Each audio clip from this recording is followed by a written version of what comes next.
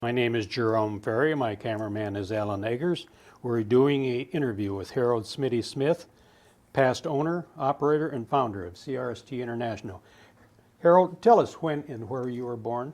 Well, I was born December 23rd, 1923 at Beaconsfield, Iowa. Now, nobody knows where that is, but it's the smallest town. It was just in the Gazette here 2 or 3 months ago. That's the smallest town in the state of Iowa is Beaconsfield, Iowa. What was your dad's name?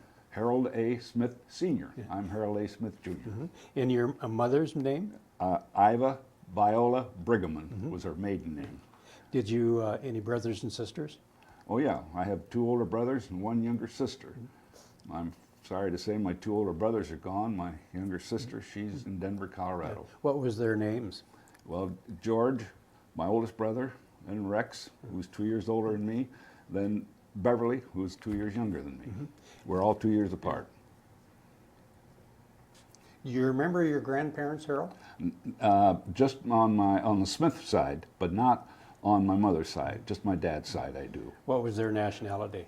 Well, gee whiz, they never did tell me, but they're mostly English, I think, and Scottish, and Irish, and they have probably had a little bit of everything in them.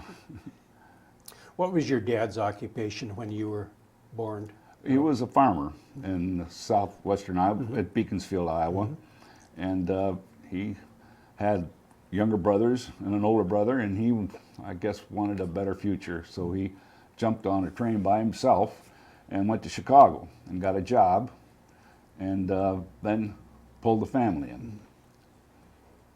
And what was his job in Chicago then? Well, at first he was driving a truck between Chicago and Milwaukee, and then they got squeezed out of that because there was a lot of corruption and Teamster problems in there. So he then they started a Chicago to Iowa operation, and so he came out to Cedar Rapids and opened up a terminal here and began operating between Chicago and Cedar Rapids.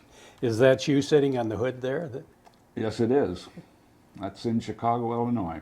Is that your brothers? That's my 2 older brothers. They're all 2 years apart. They were really near and dear to me. You can, Harold, is this your mother standing beside your dad? No, it's not. It's actually my uncle and my aunt. Oh, okay. They were apparently visiting in Chicago and had their picture taken. Oh. But that picture was taken in Chicago, close to where we were living.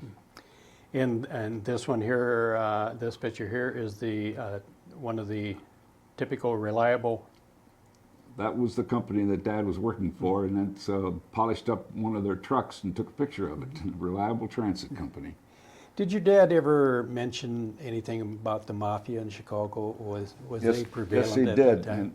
and it was terrible what he was saying, because they were very cruel, and everybody was afraid of them in Chicago. So when the mafia said to do something, you did it, and that's why they got out of Milwaukee. So they had a little bit of control over the trucking industry. Oh yes. Yeah. And then did your dad move back to Chicago? Move back to Cedar Rapids? He Then? moved to Cedar. He didn't move back to Cedar Rapids. He moved to Cedar Rapids. So they actually, he was a pioneer, because there was not a Chicago, Iowa operation. It was primarily a railroad operation back in those days. So he moved out here, and they started a truck line. He gave me beautiful stories about how he got the thing going. We all probably remember Whitwer Grocery, Whitwer Grocery Company. Well, Weaver Whitwer told Dad that he would like to buy on a down market in Chicago. In late afternoon, the prices of food products would go down. Well, in the morning, that's when everybody was buying, but they'd ship by rail to get to Cedar Rapids. But Dad said, well, if you buy in the down market, put it on my truck, I'll have it there at the same time as the railroads get it there. And that really got him started, and he was very proud of that. What are we looking at here, Harold? Well, that's my dad signing a contract with Shell Oil Company to buy Shell products, and this was in Reliable Transit Company with their terminal here in Cedar Rapids, Iowa. What year would that have been? Do you have any? Oh boy, that's got to be an awful long time ago. That I was still in grade school or junior high school. It's hard to tell, but I just know it's a long time ago. Speaking of school, Harold, where did you go to grade school? Oh, I went to Arthur School here in Cedar Rapids. I can tell you my Arthur School teachers, and I can give you their names, but when you get into high school and beyond, I can't. High school? What high school did you go to? Franklin High School, at junior high and senior high. In what year did you graduate? 1941, January 41. Is this some of your classmates, Harold? Yes, it is. These are my buddies that I ran around with in high school, and some of them right after graduation, because some of them are about a year older than me. But these are all really a bunch of fine fellas. Now, this is John Choate. He's still, I think, here in Cedar Rapids. His dad owned and ran LaPlante Choate Manufacturing Company. This is George Owen. He had a job in Des Moines and with Maytag, I believe it is, and he's retired. Phil Bramson, whose dad had Bramson Diamond T truck sales here in Cedar Rapids, had it for years. Then he moved to Las Vegas to continue it down there. This is Al Taylor, who is a lawyer in Milwaukee, Wisconsin. I understand he's retired now. Jim Sweeney, who's out in West Coast. I've lost track of him. Sonny Darling, he's a fellow whose father was an insurance agent here. He had a large agency.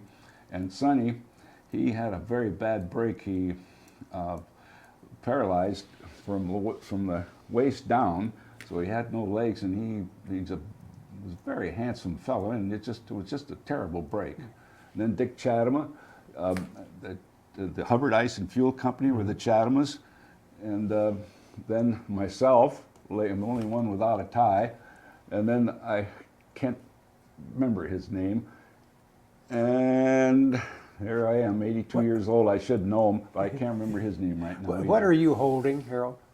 What am I holding?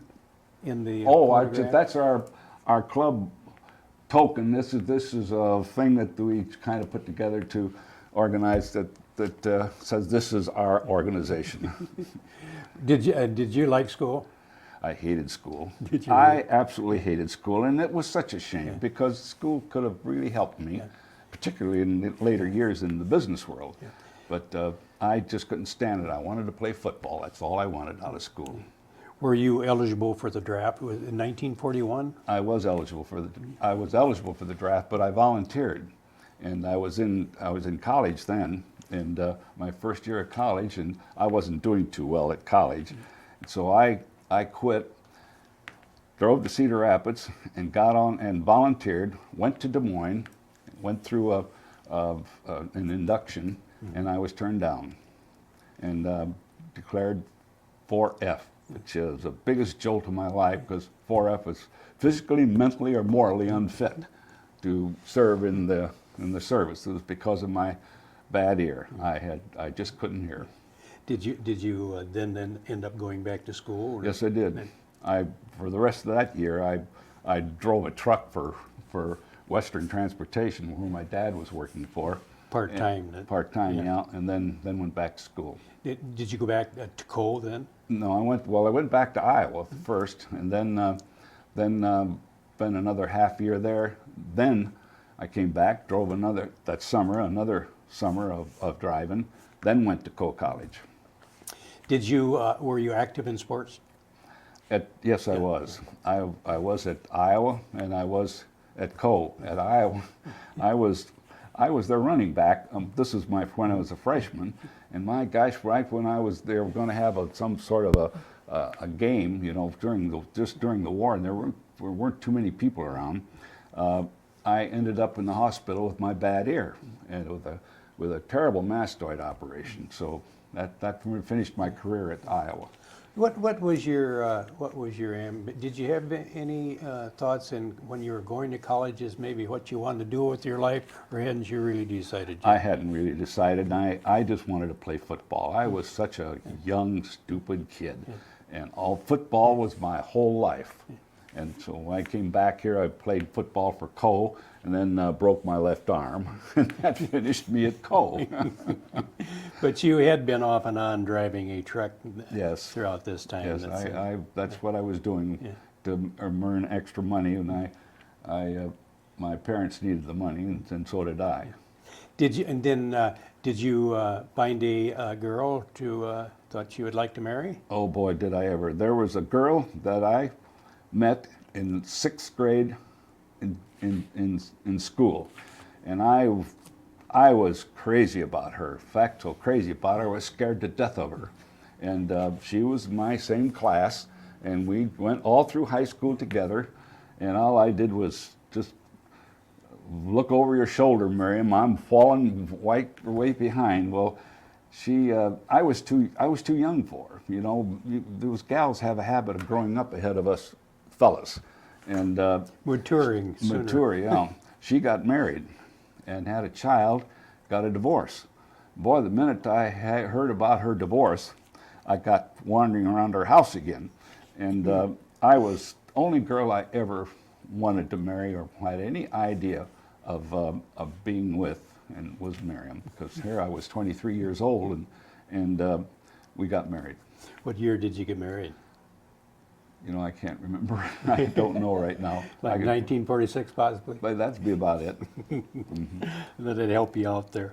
Thank What you. was your first full-time job then? After you were married, what did you find yourself doing Yeah, I full-time? got a job working for Barnard and Lee's Manufacturing Company, which is a company that built trailers, and they built also some subcontract work for Leak Belt Speeder in Cedar Rapids, and so I got a job with them in their parts room, and worked there. Would they have made tractor trailers? Yes, they did make tractor trailers, And mostly livestock trailers. And then, did you, I think in my research, you were working nights at the Boss Freight? I noticed that I wasn't going to go anywhere there, and I was married now, and I had a daughter. My wife had a daughter by her first marriage, which I adopted, and I asked my dad if he could help me get a job in the trucking business, because there was a carrier named Boss Lines in Marshalltown, Iowa, and he made an appointment to visit Al Boss, which was the owner of Boss Lines, and we met him in Waterloo. And I talked to him about, with my dad sitting right behind me, that I could get business here and here and here for him if they would give me a job. So he gave me a job, paying nothing. I mean, when I say nothing, it was a part-time job. I was still working for Barnard and Lee's, and I think it was $15 a week, and plus some expenses that I had to have. And so I got the job, and I started building their business, and boy, we really grew. And we had an office right by Barnard and Lee's. They gave it to us for practically no rent, and there was no lavatory in that building, and that was really tough, because my poor wife, she came down and became my office girl, and she got paid less than I did. And so we built that business up pretty nice, and finally we needed an office. What was your position? I was manager. Yeah, terminal manager they called us. And what happened? Well, as we grew, I needed more space, so I talked Al Boss in buying some land on the northeast side of town, and we put two railroad cars on that land, which we bought for practically nothing, and made a dock out of them, and then put a little office there beside them. So we had a nice terminal there, and we could continue to grow. So we grew, and we were doing a heck of a nice business. Did you continue working for? Well, now what happened then? I started working with Al Boss's permission at the time. Gateway Transportation is another carrier that wanted somebody in town with a little bit of help to get them in some influence and get some business. and help them with their relays that run through Cedar Rapids between Minnesota and St. Louis. So I became their terminal manager too. And then there was a third carrier, whose name I can't remember right now. Eldon Miller, possibly? No, not yet, not Eldon Miller. It was another carrier. And so I was with 3 carriers at that time. Then Al Boss came in with his wife, and they were furious. And they knew about this, but they said, you've got to make up your mind on what you're going to do. So you cannot be these other, cannot have these other truck lines. So I left Boss and went to Gateway full time, and moved to another terminal. And then from there, From there, I left them and went to Eldon Miller Incorporated. what was Eldon Miller? Eldon Miller was a heavy hauler. By that I mean he great big cranes, and he was hauling steel out of Chicago. That's where I kind of got some knowledge on where the steel mills were and what kind of help they needed. And so we were hauling steel out of Chicago and heavy hauling all around Iowa, which was quite an interesting business. Then after the Eldon Miller job, Then I went to Western Transportation, where my dad was. And I became a district manager there, where I was over Cedar Rapids, Tri-Cities, Waterloo, and Eastern Iowa, all their Eastern Iowa terminals. early on, were the rates all controlled? Were the what? Were the rates, the shipping rates, were they all controlled at that time by the government? Oh, yes, they were. Yeah. Terribly Yeah. controlled. Was there a lot of possibly whining and dining oh, boy, I'll say to this. get business? You know, the control, I don't want to be blaming it on the government. It's what the motor carriers did. They saw an opportunity so that they could legally come together and all fix a rate the same. So they published their own tariff down in Kansas City, and so that all the rates were controlled by this group of these large carriers. And so the only thing the government says is that you have to publish your rate, and you have to send it to Washington, and it takes 30 days to become effective, and which we did out of this tariff in Kansas City. Now I belonged to that tariff, and I just didn't like it, and I said, this is crazy. So I found, reading the law, I found, well, I could get my own tariff. So I went down to Tumwa, Iowa with Dick Yoakum was his name. And I published a rate of my own. And it became effective. And the other carriers didn't pay any attention to me then because I was too small. And so I got this tariff, became effective, and now I could judge myself what my rates are going to be. I could go into a customer and say, what kind of rate do you think you should have? And they'd tell me, and I'd publish it. And so I got their business. When we talk about the rates being controlled, would this been by the Interstate Commerce Commission? Yes, the Interstate Commerce Commission of Washington, D.C., and they did control it. And if you had any violations, you'd file a complaint with the ICC, and then they would put you into a hearing. And I was in hearings constantly. They were always after me because I was publishing rates. They claimed I didn't have authority to publish, or it was wrong rate, and it was detrimental to the industry, and they had a lot of reasons why they had me in court.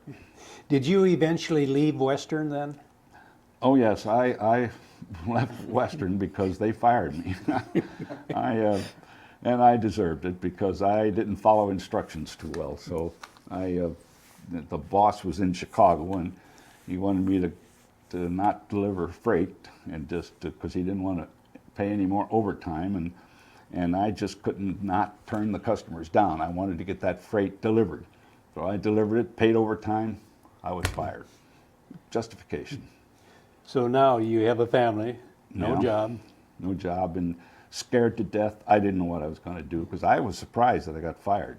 And so I remembered Eldon Miller, and I remember this a fellow named Ed Matson who had this one franchise just to haul steel from Chicago to Cedar Rapids. That's all this franchise would allow him to do.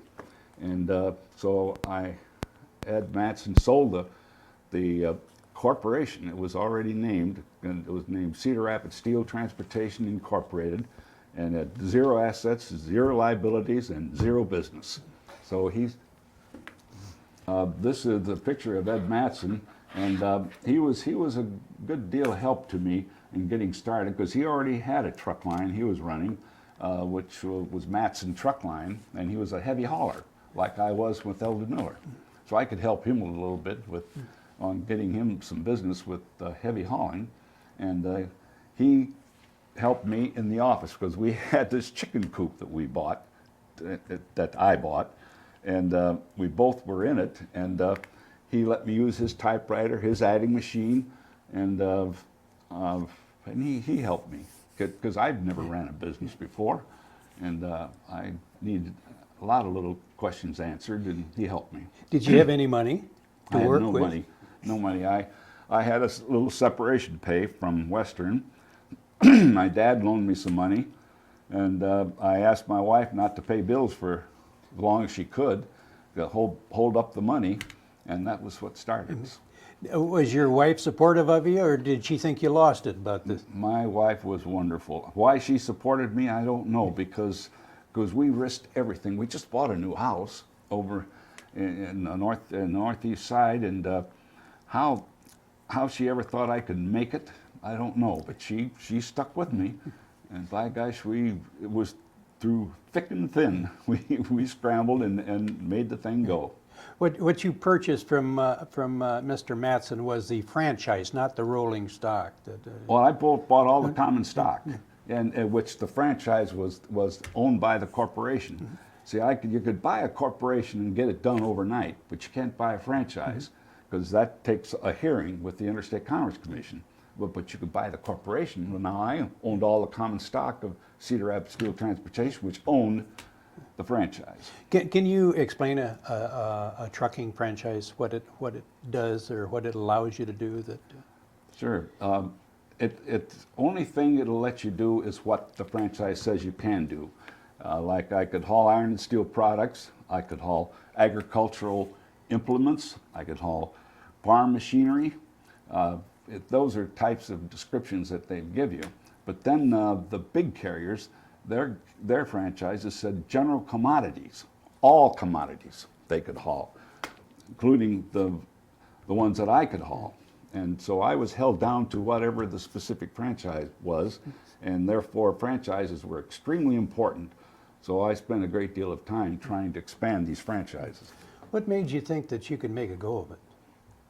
With no money, no operating capital? Just personal ambition. Did you have an idea? I just felt that, I could see where the customers needed a better service. And I feel these other carriers, they were bound together so much, they just got fat and lazy. They weren't really taking care of their customers. And so they didn't have to, because all I needed was a franchise and that published tariff, but they all were the same. So what they did is wine and dine their customers. Whoever could wine and dine the best usually won, because everything else was the same.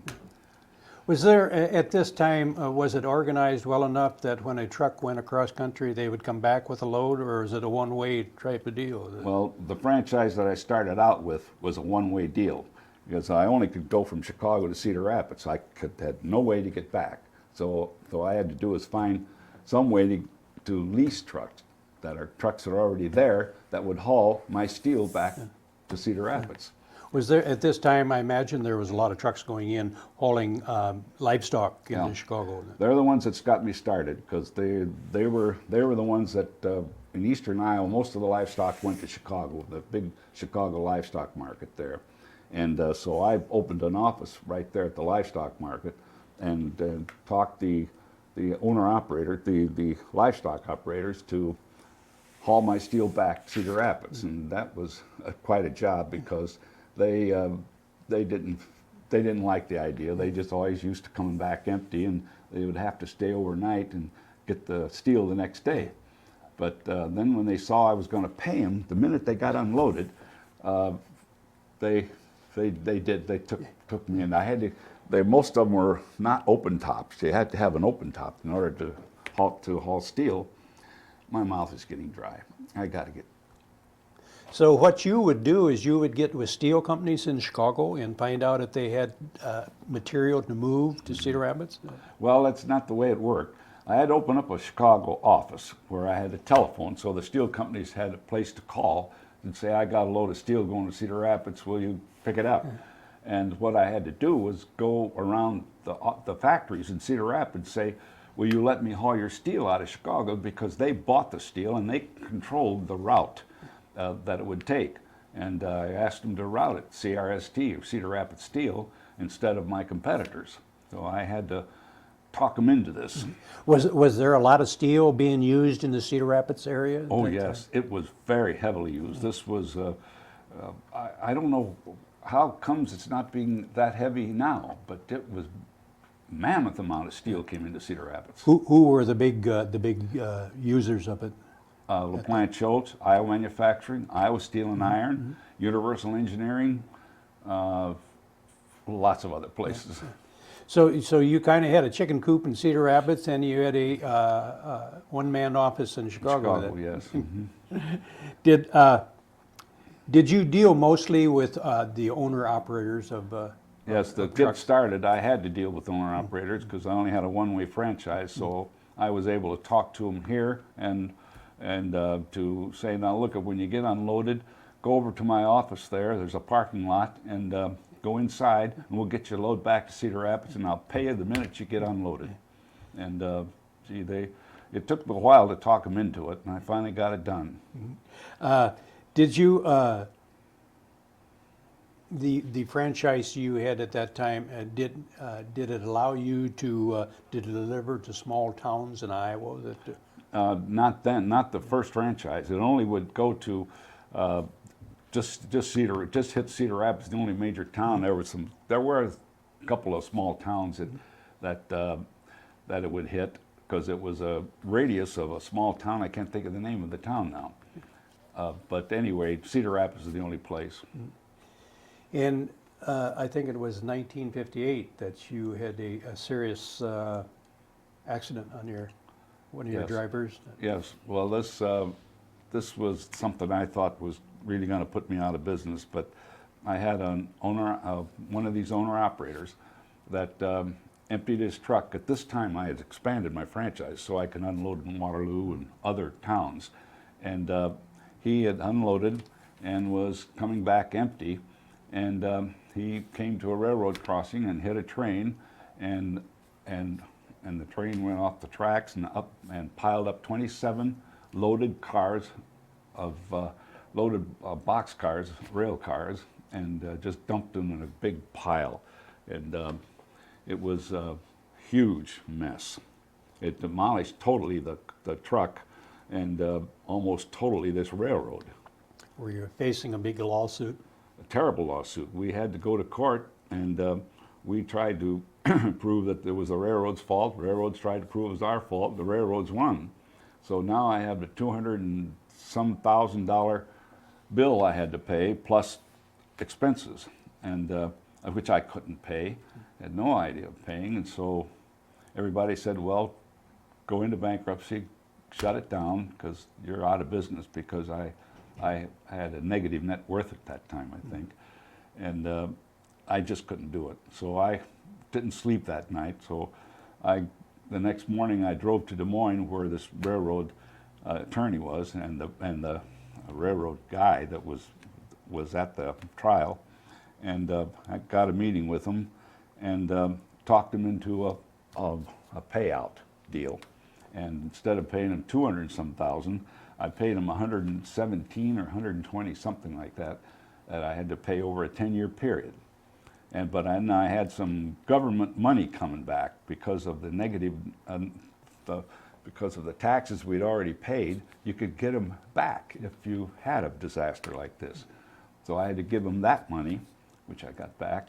And so we kept going. And everybody thought I was crazy, and I did too. I think it was in the 60s, Herald, that you started acquiring other carriers at this time. It was more than the 60s. In fact, I started acquiring franchises almost immediately after I bought CRST, Cedar Rapids Steel, because a lot of these livestock operators had little pieces of franchises that they could haul farm machinery and some other machinery from Chicago to Cedar Rapids. But the biggest purchase was from a company in town here who had a franchise that they owned and weren't using from Cedar Rapids to a 100-mile radius around Cedar Rapids, from Cedar Rapids, only one direction. And boy, I wanted that so bad because I could tack on, I could take steel out of Chicago to Cedar Rapids, take it to Waterloo, take it to Des Moines, take it to all these other towns in that 100-mile radius. So I had to talk this guy into selling it to me, but then I had to activate it. Now, see, the government won't let you buy a franchise if it hasn't been used. So I had to get this company, darn it, it's a company that we all know. Wait that just a minute, because I'm going to get the name of it.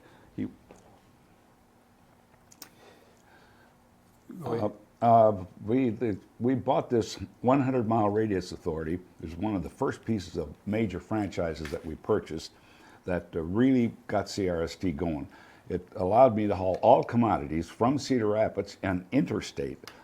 It had to be interstate, not intrastate, from Cedar Rapids to a 100-mile radius. Now that would tack on to my Chicago authority so that if I picked up a load of steel in Chicago, I could bring it to Cedar Rapids, tack onto this 100-mile radius and take it up to Waterloo, to Des Moines, to any town within a 100-mile radius.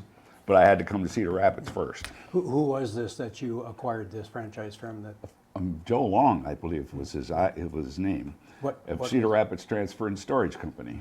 They were located right here on A Avenue underneath the viaduct, under A Avenue Viaduct. Did you, was you hauling quite a bit of product from Wilson's company that at this time? Oh, I sure the packing was. company that?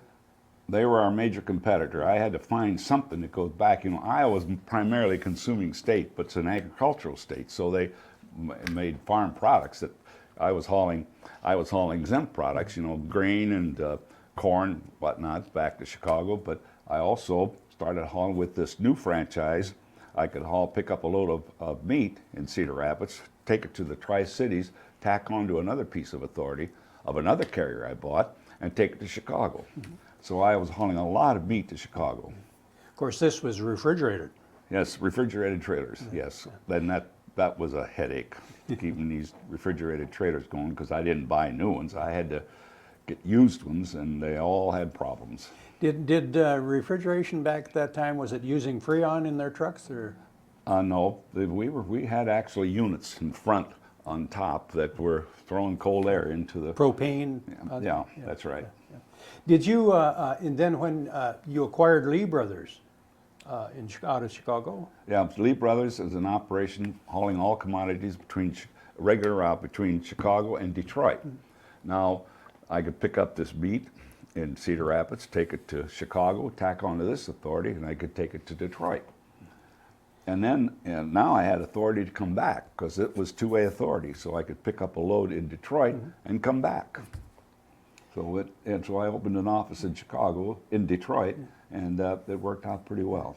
Then you acquired the Archer Motor Freight out of Richmond, Virginia? Yes, Archie Motor Freight. That was a real fun deal. It was a one out that got me into the southeastern part of the United States that would get me back to Chicago and tack onto my Chicago authority to allow me to come into Iowa, and I could go both ways. Mm-hmm. The Toledo Best Transport? Toledo Motor Freight, they were just a single piece of authority between Ohio and Chicago that allowed me to get into Ohio back in just one town, in Toledo. Yeah. The Bergmeyer Brothers Incorporated of Philadelphia? Bergmeyer, oh, that was a big purchase. That was right before, 2 years before we become deregulated. And I paid a fortune for that company because I wanted to get to the East Coast. And they had a huge franchise between a lot of points in the East Coast and to Chicago. So I purchased them, paid this large amount of money, realizing that we were going to become deregulated, because I actually at the time was in Washington, because I was leader in ATA at that time, and I was making speeches about how terrible regulation was. Everything should be deregulated. I even appeared before a congressman, a senator. I had a picture of one somewhere. And but I still needed that franchise, and I was willing to pay the money, so I bought it, and that got us established in the East Coast. Then eventually you acquired the Western, the company that fired you. Yeah, yeah. This, in fact, I can compliment my son John on that one. We went down to the Tri-Cities, and they're at this kind of like an auction. They were selling their franchises, and I got outbid on everything I was trying to get, because I was trying to get, using Western, to get a straight shot back to Chicago, because I was still tacking on with 3I Truck Line to get back to Chicago, going from Cedar Rapids to Tri-Cities to Chicago, where Western had straight Cedar Rapids, Chicago. Well, I almost gave up because I got outbid on everything I was trying to get, but then John says, Dad, buy the corporation. He said, there's nothing in it, but you've got this one piece of franchise that still is there, that would allow you to do what you want to do. By gosh, he was right. So I bought the corporation, and there was that franchise, and that got us a straight shot back to Chicago, finally, out of Cedar Rapids. And then I tacked on to all these other franchises. Back during this time period, the unions were quite strong at this time. Were you having any problems getting terrible problems? Union issues? Terrible problems. I was non-union until I bought Boss Lines, which was a large carrier in Marshalltown, Iowa, and they were 100% union. So I kind of inherited them, and then we had trouble, and they were making me do things. Well, before that, I was non-union, but some of my men had belonged to the union, and we would get a load of steel out of Chicago to deliver to Iowa Steel and Iron or Iowa Manufacturing, and they wouldn't let me unload it if the guy was non-union. And so I had to go over to the local Teamsters office and pay them $125 to get the truck unloaded. That's about all the freight paid. It was $125, but I had to do it. And that and a lot of other things was a terrible thing to have to go through. You were in court a lot with the Interstate Commerce Commission. Yes, I was growing pretty fast, and I was upsetting the carriers because naturally I was moving in on their freight, on their business, and because I was a different kind of a carrier. I was an irregular route carrier. They were regular route carriers, and understand what that is. They had scheduled moves just like a bus, and where I went where the freight went. Yeah, that gave a better service, and so I was going real fast, and the only way they could stop me is through the Interstate Commerce Commission, claiming I did things wrong. Like one case they won, I had a franchise to haul agricultural products, and so I went over to LaPlante Oats to pick up some agricultural products, but they threw in a yellow blade, and that yellow blade was industrial products. It went to not a farm machinery. It went to something that was used otherwise, and so I got fined heavily. I lost, and I fined heavily, and that's just kind of a silly thing that it is. If the blade was painted red, I could haul it. If it was painted yellow, I couldn't haul it. The same identical thing, and that's your regulation. In doing my research, you were known as a maverick in the trucking industry. I was. Yeah, because I was a maverick. I was different, and I was doing things differently. I was doing what would give better service, and where they were relying on the franchise, on their rates, their rates that they monopolized together, which it's illegal, for other industries to do that, but the trucking industry could do it, and I got along. I was in court all the time, trying to get through all these complaints that were filed against me constantly. Now, not civil court, but ICC court. So I don't want you to think I'm a criminal trying to fight. Yes, I understood that. Yeah. Did you ever, when did you buy your first truck? Oh, that was, I can't remember the date, but I know that International Harvester Company in town here, they had a real nice salesman, a fellow I thought the world of, and he talked me into buying the first truck so I could maneuver trailers around my yard, and also I could what freight, like hauling meat, sometimes the owner operators didn't want that load and it had to be hauled, so I'd use my truck to get it hauled. I'd haul the bad loads, but then that worked out so well that eventually I bought 10, and that got me started in company-owned trucks. But I didn't want the owner-operators and the lease trucks to feel that I was infringing upon them, so I had to kind of stay behind them and haul what they didn't want to haul. And that's what I did for many years. So you had been doing all of this, and you didn't even own a truck up until this time. I had my many years without owning a truck. Did you have a driver, or did you drive it yourself? Oh, no, I never drove a truck for CRST. Who was your first driver? Oh, I'm trying to think of his name now. Aldrich? Dale? Dale Leary. No, wait a minute. Aldrich. Dale Aldrich. Dale Aldrich. Kangaroo. That's who it was. Dale Aldrich is his name, but Kangaroo is what we called him. He was my first driver, and he was quite a guy. I fired him once, but the union forced me to hire him back, and I had a good reason to fire him. And thank goodness I got him back, because he turned out to be a wonderful driver.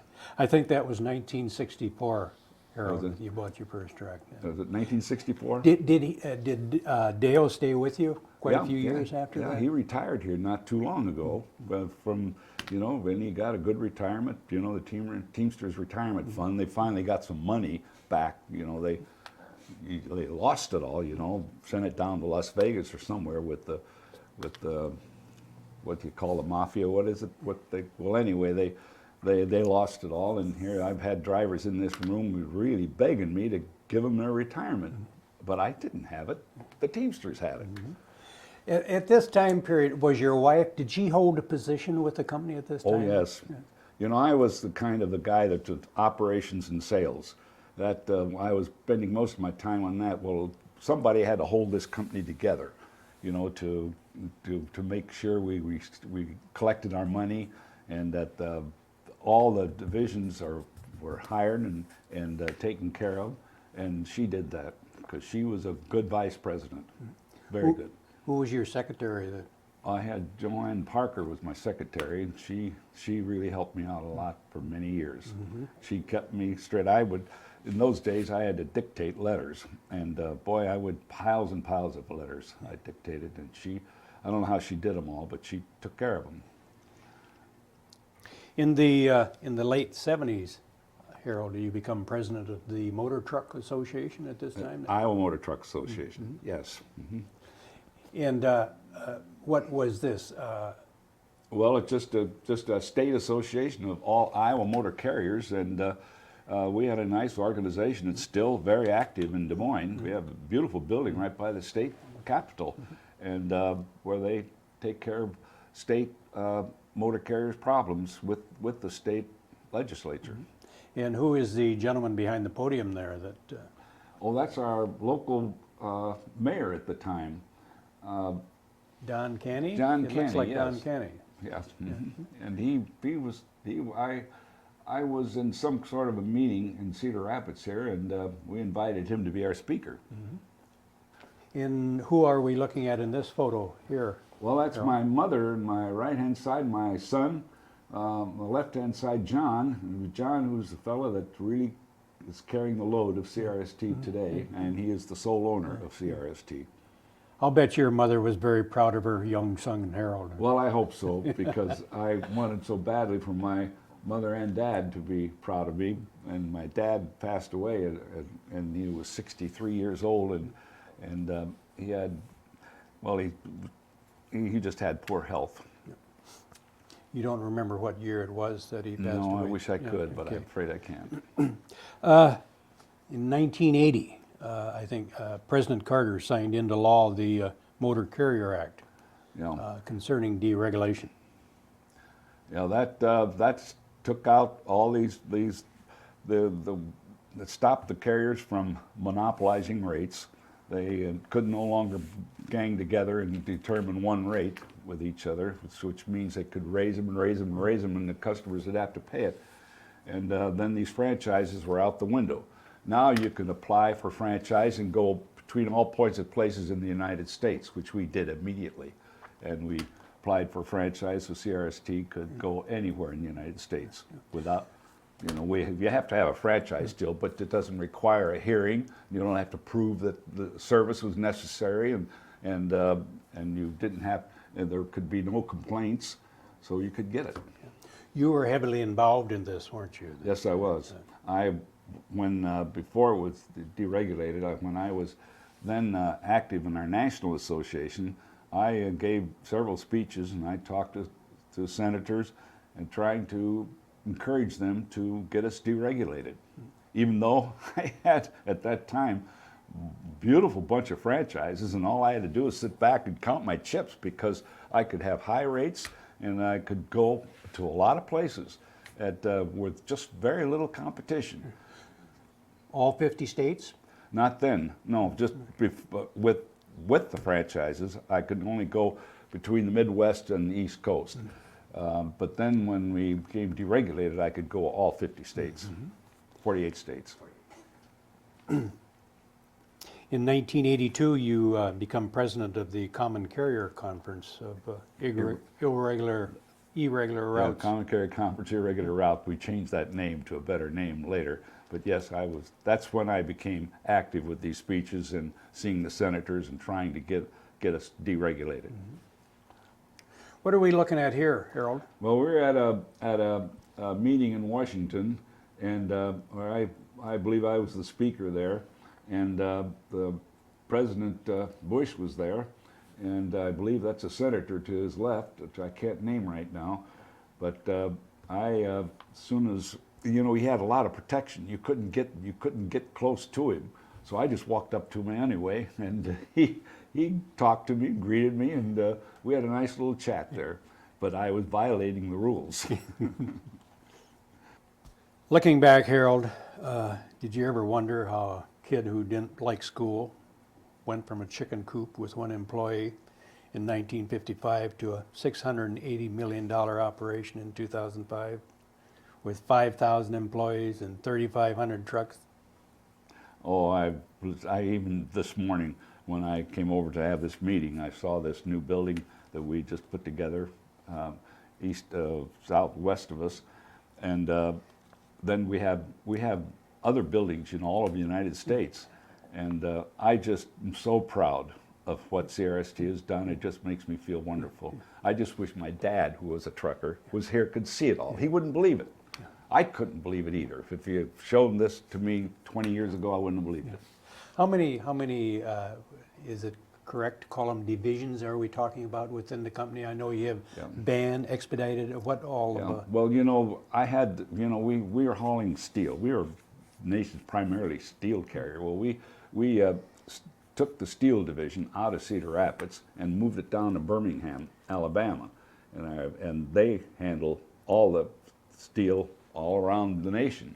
And they're quite a large steel carrier, a huge steel carrier. So how many different lines are there now that? We have 3 divisions. No, 4. We have the steel division, and we have CRST band division, and we have logistics, which is a new form of transportation I'm not familiar with. It's just where they go into a customer and say, we will take care of all your transportation needs, and you can get rid of that transportation department, and we'll handle it, and more efficiently and better than what you're doing. And we do, and that's what happens.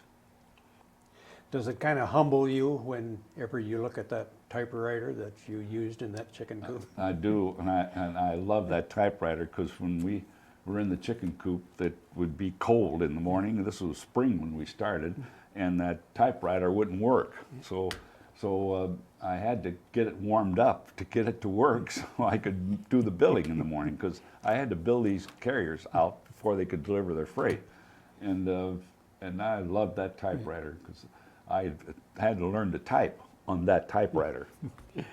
You were a entrepreneur in the truest sense of the word. Oh, I don't know about that, but I just know that I love working for myself much better than working for somebody else. Did you ever think back, again, did you ever think back of what path your life would have took if you hadn't been fired by Western? Well, it wouldn't have been near as good. Of course, I have a wonderful wife, and she hadn't been for her, I don't know what I would have happened to me, but I would have loved to have. No, I could never have been happy working for somebody else. I was too much independent. I had to be working for myself. If I hadn't got into the trucking business, I would have got into something else, I think.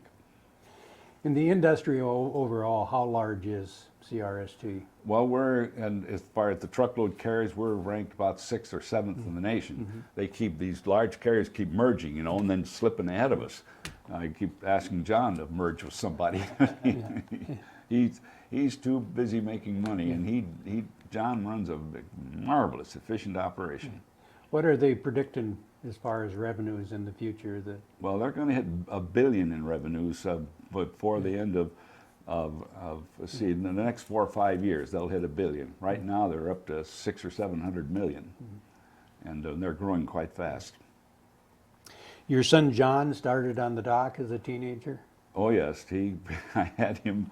We're hauling steel out of Chicago, and we got some steel wet, and the customer wouldn't take it because it was wet. And poor John, I sent him over to the plant and to wipe off the sheet steel, and he spent all day doing that, and it was a tough, rough job. But that's John's first exposure to the trucking business. I imagine he learned all the aspects of the company. Yes, he did, but Come up through the ranks. More important than that, unlike me, he got a good education. He got his master's degree in business administration, and then took some special courses in transportation, and he came back really knowing the industry and a better way of operating it, much better system of operating than I had, because I learned by just trial and error, but I had to be running everything, and I didn't know how to delegate responsibility and how to budget. You know, this is something that John did, and this is what the company needed. And today, John's the president and the CEO of. John is the president, CEO, and the sole owner of CRST International. CRST celebrated its 50th anniversary this year, 2005. That's correct. We're very proud of that. What do you think was the biggest change in the trucking industry that you witnessed over the years? Oh, two big changes. First of all, becoming deregulated. That made the whole industry different. The second change, you know, when I first started in the industry, most of this freight that we're hauling now was over rail, and over the years that I was in the business, I saw it slowly transfer from rail to truck. And that was a huge change. And this is another thing that allowed us to grow so fast and be in a right business at the right time. What about technologies? Is that? Technologies, oh yes. This is something that they have here today that it's way over my head.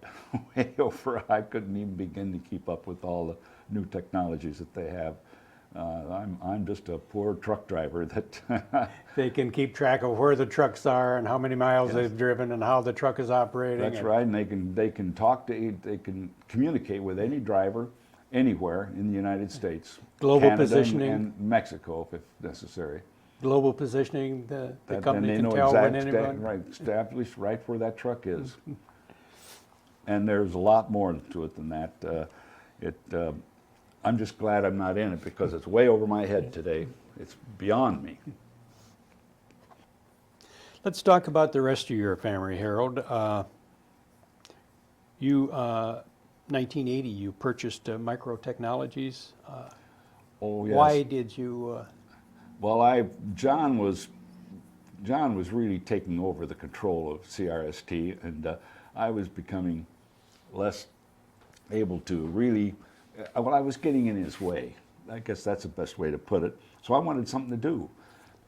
So here was this microtechnology was in bankruptcy court.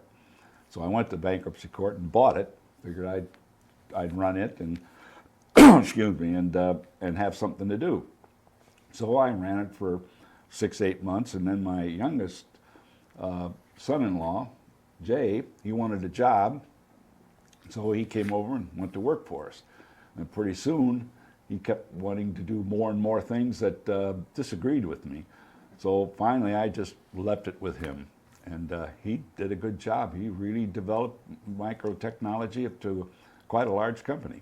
Is it still known as microtechnology? Yes, it is. What was the services or products? Was there any services or products involved? Yeah, they what we'd do is go to a company that had these piles and piles of records and put them down on a microfilm, and it'd just be in a little disc, and they could easily recall anything they wanted and get rid of those huge files. And then also we had a warehouse for them too. Then you also helped your brother Jim. Jim, yeah. Well, Jim he was working here and he wanted to do something different. He and his brother got along fine with each other, and he was doing a great job. We're running all our shops. And so he wanted something to do, so I found this CEC, Communications Engineering Corporation. So I bought it. And again, I knew nothing about it. Put Jim over there, I just left. I was up north then. And Jim spent a year or two working under the manager, and he learned the business, and now it is a beautiful company. They sold their building on the west side, and they have a new building on the east side, and it's going just wonderfully, just wonderfully. And your daughter Sharon, what's she doing today? Well, Sharon is married to a lawyer, Bob Concher, who's a senior partner of Moyer and Bergman law firm, and they were spent all these many years, difficult years I had fighting the Interstate Commerce Commission or these other carriers, not the ICC, and Bob was the fellow that really kept us going, kept us moving as best with all the difficult carriers, the difficult situations that I was in. So he really was a rescuer. How many grandchildren? I got 13 grandchildren and 10 great-grandchildren. This is the group picture of the of your family? Yes, it is. This picture is probably 4 or 5 years old, but this is because there's been some additions since then. But this is up at our resort up in Door County in Wisconsin. We're on the beach. Can you point out some of the children or some of your children and sure can. their spouses? This is my wife right here. My wife Marion. This is my son John. And this is my son Jim. And this is my daughter Sharon. And then we have our grandchildren and great-grandchildren in there. Very nice. You were very involved with the Four Oaks Children's Home, weren't you, Harold? Well, yes, right at the beginning, I got started with them because I had a gal I thought well of. She and her husband, she came into my office with another gal, and they wanted me to take a ride with them out in the country because they thought I could help them. So I went out there and I had lunch in this little building with a bunch of little kids. These are kids that really needed help, that didn't have a home established, no place to go, and they needed supervision. They needed somebody to help them. And boy, I really was taken in by this. And so whatever other things I was involved in, I just quit and put everything I could to help Four Oaks out. And I think they named one of the buildings the Herald and Miriam Smith Children's Center. Yes, the new building they have out here, the building that their main office. Yeah, we were honored with our names. That was certainly nice. And Jim Ernst, who was boy, there's the guy that made Four Oaks. He's just a fantastic person. So what are you and Miriam doing today to keep yourself busy? Well, we're working people. We've worked our whole life, and we have to have something to do, and we found something to do which we love, and that is running a resort up in Door County in Wisconsin. It's an old resort that we bought many years, in fact 30 years ago, over 30 years ago, and it was a bunch of tumble down shacks and an old building where we lived in, but it's on a beautiful bay. And so we took it over, and then we've just been slowly rebuilding. In fact, I'm just gave my son something to look at. I'm going to rebuild a harbor, and because it's got 2 harbors and a lot of cottages, and then a house where my wife and I stay. And we're there 7 months out of the year. You go up in the spring of the year and come April, back in the fall. come back in November. What is the name of the town or village that is near? Ellison Bay, Wisconsin. It's a little tiny town, and it's right in this bay. If anybody ever wanted to come up and see us, boy, we're right there, just in Ellison Bay. Just turn towards the lake, and you'll see us. What's the name of it? It's the Cedar Grove Resort. Cedar Grove. Like Cedar Rapids, it's Cedar Grove Resort. Harold, must make you quite proud when you look at this picture to see what you accomplished and what took place over the years. Is there any plans for expansion with the company? Well, that's all in my son John's hands now, and he's the one that could be the most proud, because he's developed this business much faster and better than I could have. But yes, it makes me very proud. Not only this building, but other buildings. See, we have buildings located all around the United States now, where we have branch offices, and I can't say enough about what has been accomplished, and from our little chicken coop days up until now. Harold, unless you have any more memories to share with us, the Carl and Mary Kaler History Center of the Linn County Historical Society would like to thank you very much for sharing your memories with us. Well, I thank you. It's a pleasure.